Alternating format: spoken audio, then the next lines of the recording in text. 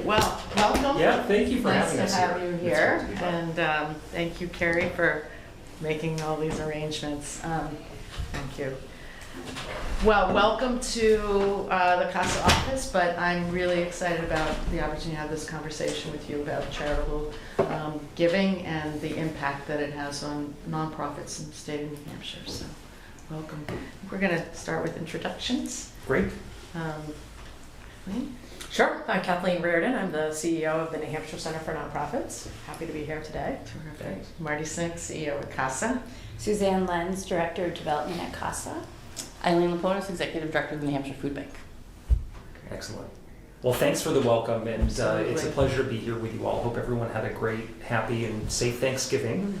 And we are in the throes of the holiday season now, and we're approaching Giving Tuesday, which has been around for at least a decade and is an opportunity, I think, to highlight some of the great opportunities that people have to give back to organizations that are such a part of the fabric of our state here in New Hampshire.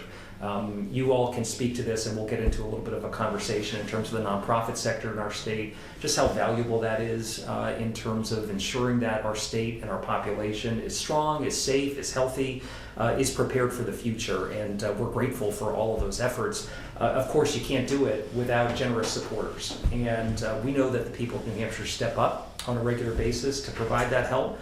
Tuesday is one additional opportunity that they have to figure out how they can give back. But I think it's also an opportunity for us that are in a policy-making role to reflect on how tax policy, in large part, can help influence and incentivize the kind of giving that we need to see more of to be able to sustain your efforts and ensure that New Hampshire is well prepared for some of the challenges that we're facing down right now.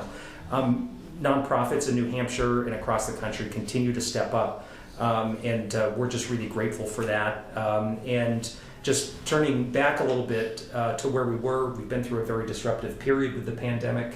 I was glad we were able to, in 2020 and 2021, those tax years, to have a universal above-the-line deduction for charitable giving, which I think helped spur some additional help at a time where the picture was really uncertain for nonprofits in New Hampshire as revenue sources were drying up or were just changing. All that uncertainty, of course, impacts budgets, your ability to keep people employed and do the great work that you do. It was a pretty limited provision. It provided a $300 tax credit for folks who typically don't itemize, $600 for couples, but the data shows that it was effective and it actually did make a difference. So over the last several years, I've been working with a bipartisan group in Congress to try to figure out how we can extend that, both looking back retroactively at, say, the last tax year, but also looking forward, how we can sustain something so that regardless of whether you itemize or not, there's a benefit in the tax code to you to being generous to organizations that are so essential to our way of life here in New Hampshire. So we've introduced it again. It raises that kind of limited cap that we had during the pandemic to $4,500 for individuals, $9,000 for joint filers.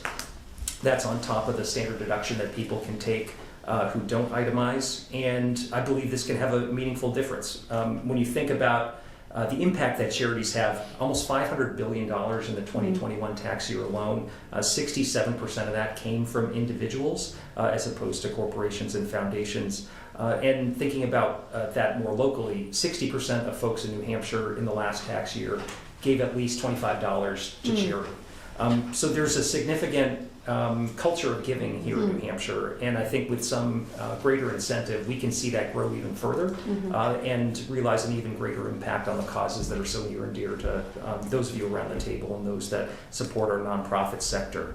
In 2021 and 2022, the result of this change was billions of dollars for charity, and of that, 25% that was given through that law change was given by people making less than $30,000 a year. So people at all income levels want to find ways to give back, and if the tax code's in the right place, we're going to allow them to be able to do that and realize an even greater impact. So that's just some legislation that I wanted to highlight that I think we're going to continue to work to find some co-sponsors and build some momentum behind in Washington.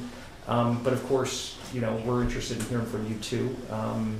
How are your operations going? what kind of things should we be thinking about, and if you have any reflections on charitable giving and where that stands in New Hampshire right now, I think that would be helpful for us to take back. So maybe Kathleen, can we start with you? Sure, Since great. you have kind of a bigger picture impact and you encounter Yeah. you know, a range of nonprofits. Sure. Yeah, the New Hampshire Center for Nonprofits currently has about just over 700 nonprofit members, and we focus on strengthening and giving voice to nonprofit leaders. As you know, New Hampshire is home to more than 7,000 501c3 charitable nonprofits who really address an astounding array of needs, from feeding the hungry, caring for elderly and children and childcare, and enriching our lives, conserving nature, all of those things that make the state such a great place to live.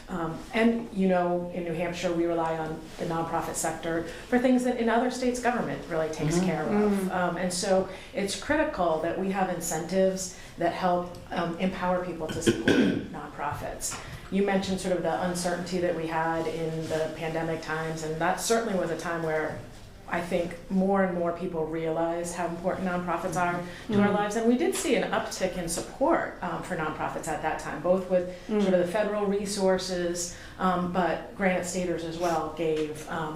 But unfortunately, you know, we're seeing in national statistics that giving is declining. It's great that New Hampshire is a little bit ahead of the national in the sense that across the country, only 50% of households are giving.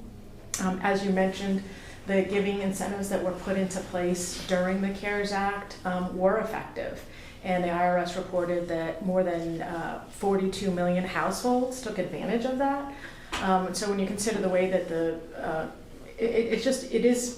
it makes a difference to people. It provides an incentive, and we really applaud you for making those incentives. We know people want to give, and this gives an incentive for people who don't itemize, which, as you know, is the majority of taxpayers now. And so this makes charitable giving really much more universal, and that every taxpayer can benefit from their charitable gift, not just those that itemize, which is a really important, powerful incentive. So we really thank you for that, and we know that it makes a difference. Well, thanks for those comments. And Eileen, maybe we can switch gears and hear from you. You've just been through a busy Thanksgiving holiday, so we appreciate you spending a few minutes with us here today to talk about this issue. Yes, this would make a huge difference. And things have changed since COVID. And part of this, you know, we wonder in the food banking community, is it because of COVID? Is it because of the tax change? You know, things have shifted. One thing that is fairly permanent for all of us is that we are buying more food than we ever had before. We all know how much it costs when we go to the grocery store. There's less food drives, there's less for our grocery partners to salvage and donate for us. So we are buying a tremendous amount more food than we ever did before. With that comes buying power, so we're able to buy more consciously and nutritiously. But it takes a tremendous amount of funding, and we do not see the demand subsiding. We talked about the demand at our mobile food pantries pre and post COVID. It's remarkable, and I just feel that as an economic indicator, I'm probably not a good sign about how things are going to be progressing going into the winter for folks, and everything that you can do to help support us would be greatly appreciated. That's great. How much do you rely on private donations from individuals specifically? On this percentage basis, I'm not quite as sure, but you know, like you said, there's things that we shouldn't be relying on. Like I'm looking for grants now to replace the units. I got 6 units on the roof that are going to need to be replaced over the next 2 years, at a cost of about almost $40,000 each. So that's going to take significant capacity building on our part. Am I going to go look for grants for that specifically? And that's not looking for money for food. So those types of trade-off are hard to do, but I've got to keep everything running. Yeah. It's not getting easier given it's not the getting pressures that we see on food specifically. Yeah. So Yes. we're grateful for that. Suzanne and Marty, did you want to provide a little perspective on CASA? I mean, we rely heavily on individual donors, and we have since CASA started here in New Hampshire 35 years ago, and they're a large portion of our revenue sources. So they've been incredibly generous. Yes, through the pandemic, which was remarkable. We weren't sure how, how that was going to play out, and then post-pandemic as well. We've donors who have been giving to us for many, many, many years, and really from those $25 gifts to those $2,500 gifts. So it's across the board. This legislation, I think, is necessary and will certainly help us. Unfortunately, we are way too busy. Child abuse during the pandemic really didn't disappear, but it really became hidden.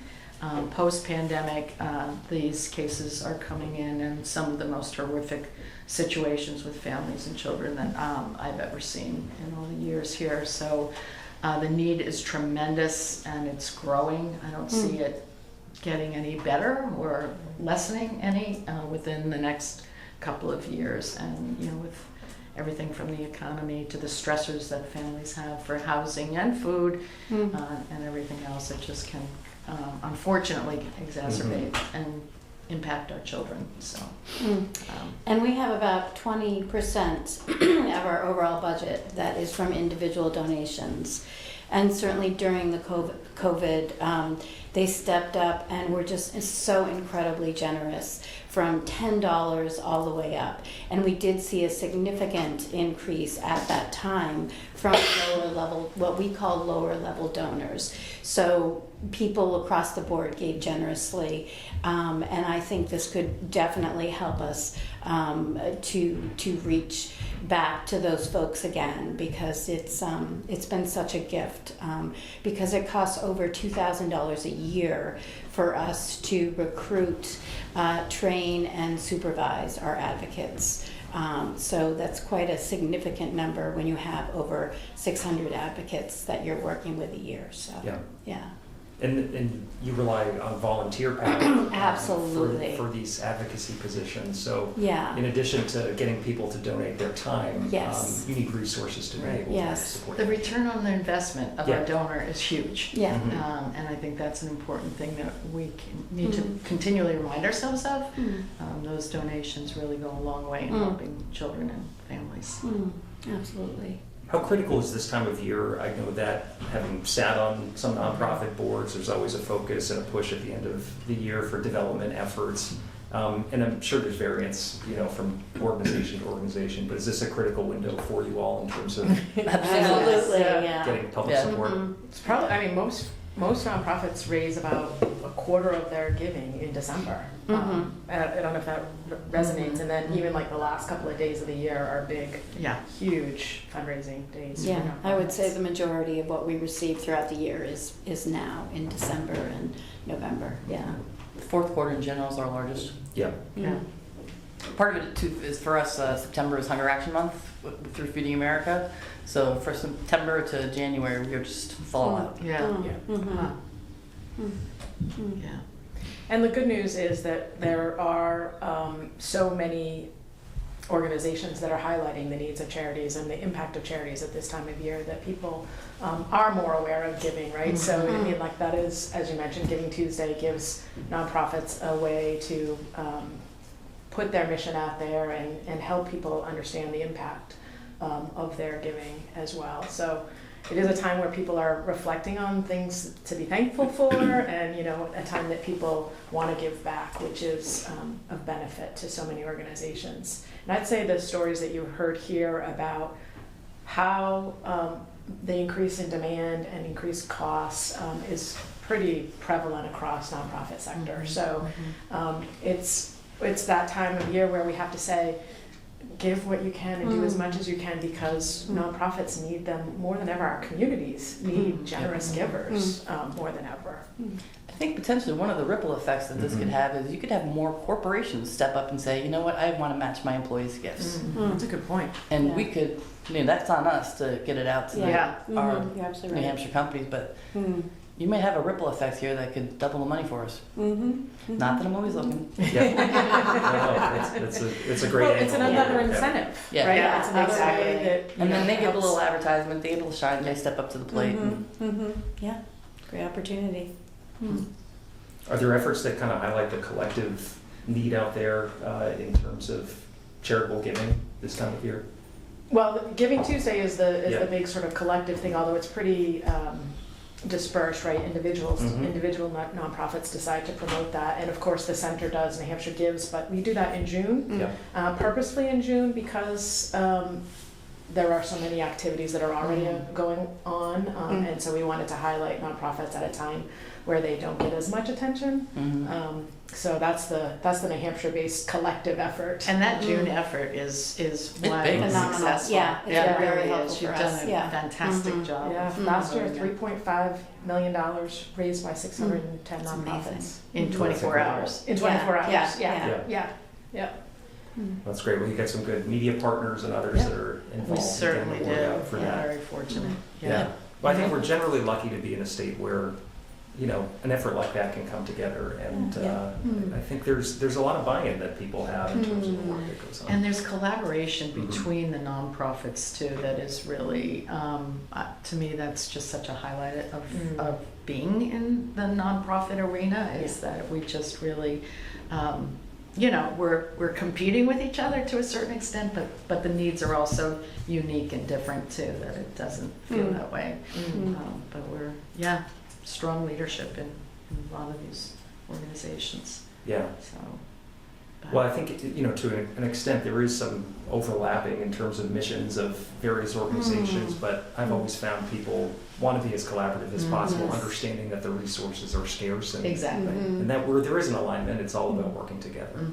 And I think the reality is that most families and individuals need the support of more than one nonprofit, right? Or we all access nonprofits, even if, you know, all of us do, right? So I might go to the Courier, I might go to the, you know, so like all the things that we need more than one nonprofit. And for some of the intense needs that you're seeing, I'm sure there's lots of ways that you're very, very collaborative. Absolutely. Yes.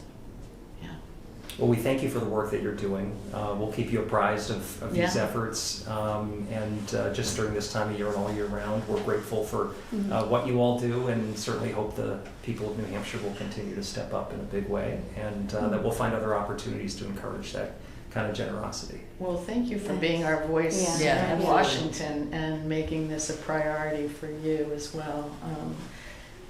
We couldn't do it without somebody like you in the position you're in, to really be, have that megaphone out there for us. So. Well, thanks. And the work is really, I mean, it's totally nonpartisan. Absolutely. It's based on the Yes. feedback that we Absolutely. receive from, you know, groups around our state. My colleagues feel the same way about it. And, you know, regardless of how chaotic things can seem in Washington, we've got some opportunities to do good, and to be working together. And I think this is just one of those ideas that is out there that is very constructive and will help make a difference. So thank you very Thank you. much Thank you. for your thoughts here today. We appreciate it. Thanks, Chris. All right.